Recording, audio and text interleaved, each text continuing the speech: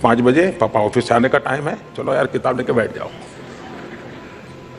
खेल खेलना है यार, छोड़ो नहीं खेलना है, पापा का आने का टाइम हो गया। ये माहौल अच्छा नहीं है। ये तनावपूर्ण एक प्रकार का वातावरण परिवार में तबाही कर देता है। दूसरी तरफ ये भी कठिनाई है कि बहुत से माँ बाप होते हैं जिन्होंने बचपन में सपने उनके अंदर किसी ने बोए होते हैं और वो सपना बड़े होते हैं वटवृक्ष बनता जा रहा है। वो अपने सपने तो खुद पूरे नहीं कर पाए, तो फिर वो सपने अपने बच्चों में ट्रांसप्लांट करते हैं। मैं डॉक्टर बनना चाहता था, नहीं बन पाया, मैं तो टीचर होकर के जिंदगी गुजार रहा हूं, तुझे डॉक्टर बना के छोड़ूंगा। वो कहता है मुझे खिलाड़ी बनना है, मुझे डॉक्टर नहीं बनना है।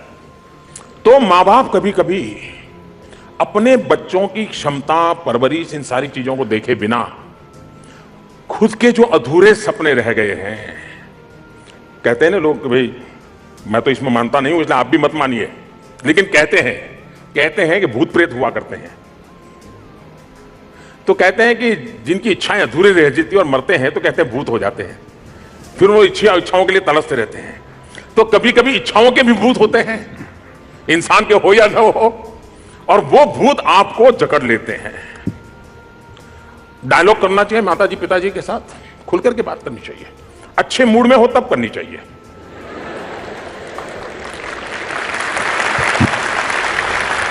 और ये बात हिंदुस्तान के बच्चों को सिखानी नहीं पड़ती है। भारत का बच्चा जन्मजात पॉलिटिशियन होता है।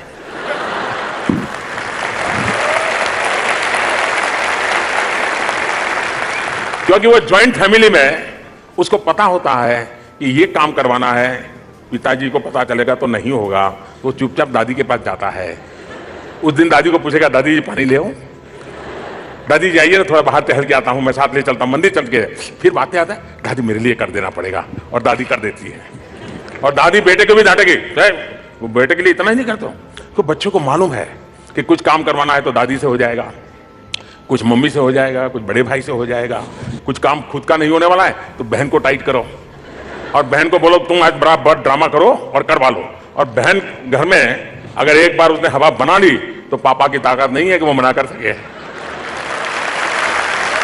नाम बहन का, काम भाई का, यही होता है परिवार में। लेकिन मैं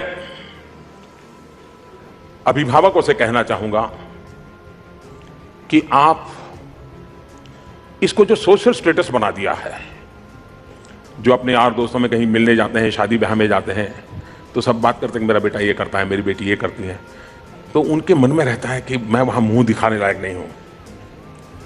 उसका तो बेटा यहां पहुंच गया, उसकी तो बेटी वहां पहुंच गई, और मैं ही हूं कुछ बोल नहीं पाया और मुझे घर आना। और फिर वहां जो सुना, बस सामने आप मिले नहीं कि मरे नहीं।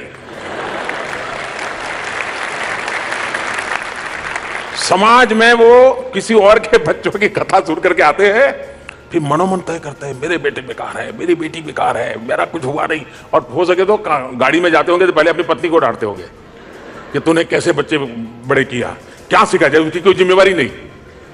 उसी को डांटते रहते हैं कि तूने क्या सिखाया, ऐसे बुद्धू पैदा कर दिए, ये कर दिया, वो कर दिया, पता नहीं क्या क्या। और घर पहुंचते ही तुम मिल गए सामने तो खेल खत्म।